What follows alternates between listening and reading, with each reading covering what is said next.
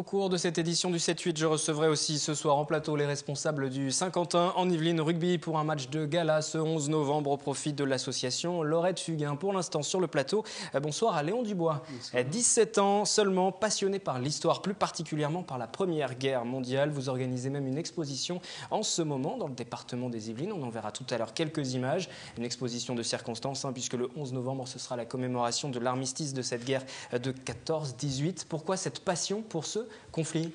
Alors cette passion, elle est née quand j'étais en 4e. Là, c'est une passion qui est prenante, ça me prend du temps, mais c'est passionnant de voir à travers d'expositions tous les retours que je peux avoir. Parce que vous faites des expositions. Voilà, je fais des expositions. Collectionnez des objets de cette période. Je collectionne les objets sur cette période. Et au-delà de la collection, j'essaye de mettre l'histoire en avant. Voilà. C'est-à-dire que l'objet appuie le témoignage historique. L'objet appuie le témoignage historique. Témoignage historique, quel est le message que vous voulez faire passer justement?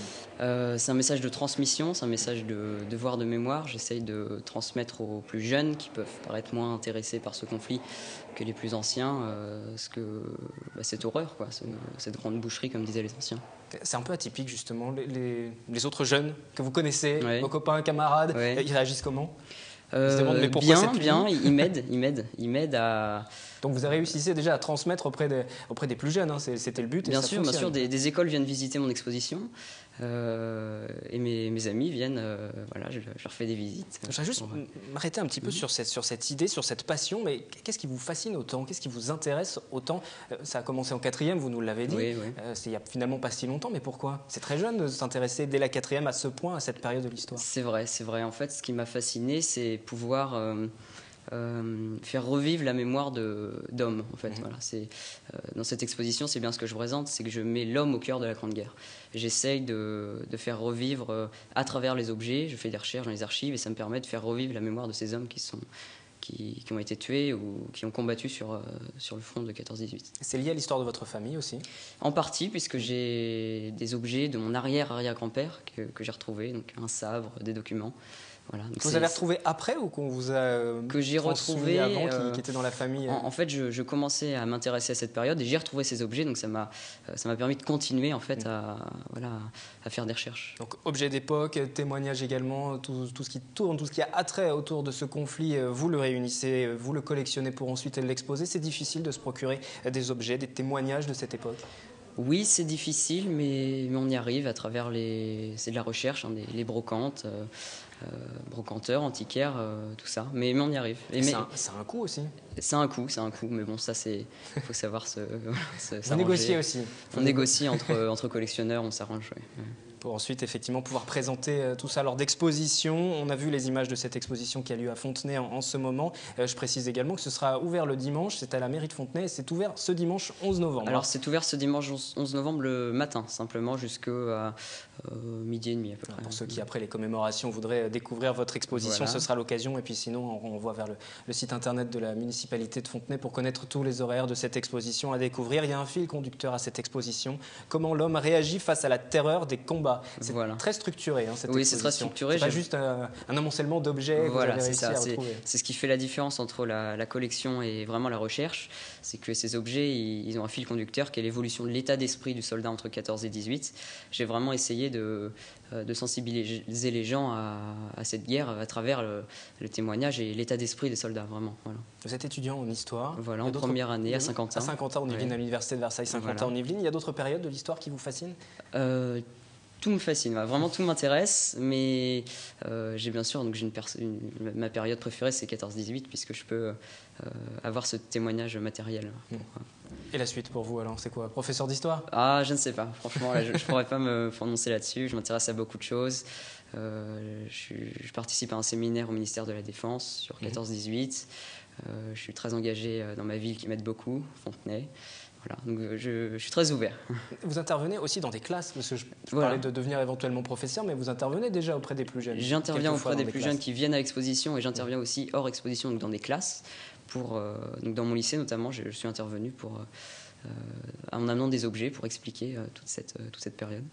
Je vous demandais tout à l'heure comment réagissaient les plus jeunes, mais comment réagissent les plus anciens aussi lorsque vous vous présentez? Est-ce qu'il n'y a pas un moment où vous vous dites est-ce que je vais être crédible? Est-ce qu'on va m'écouter? Parce que je suis très jeune, cette période est très très loin pour moi. Alors, en tout cas, est-ce que c'est l'accueil que vous avez quelquefois? Pas vraiment. En fait, en général, les gens sont très contents parce qu'ils apprennent des choses. Voilà. C'est pas moi qui apprends des choses aux autres, hein, c'est les objets que je mets en avant qui apprennent des choses. Hein. Voilà. Donc les gens sont en général très très contents. Ouais.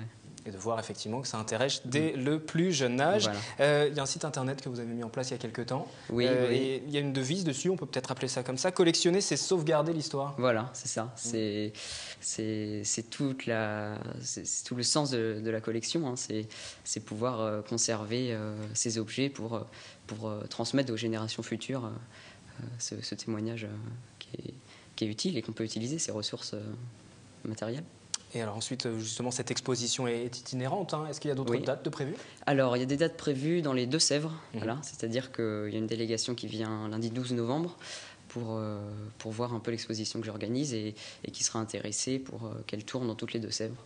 Voilà. Vous imaginez ouvrir un musée peut-être non. Dans votre ville, par exemple? Non. Je n'imagine pas ouvrir de musée. J'essaye d'être... Parce qu'un musée, ça reste fixe.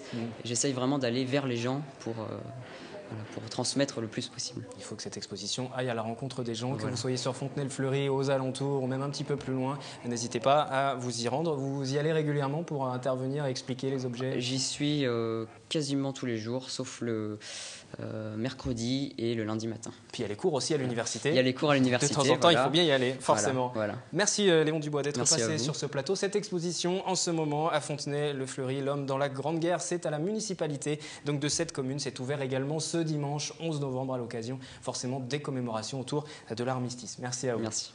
Nous allons passer à présent à la chronique de l'écho avec Alice Gastine. Auparavant, retour avec Valérie Auribeau et Anthony Reich sur les ateliers énergie renouvelable de la Maison de l'Environnement de Manille-et-Hameau, des ateliers pour toute la famille.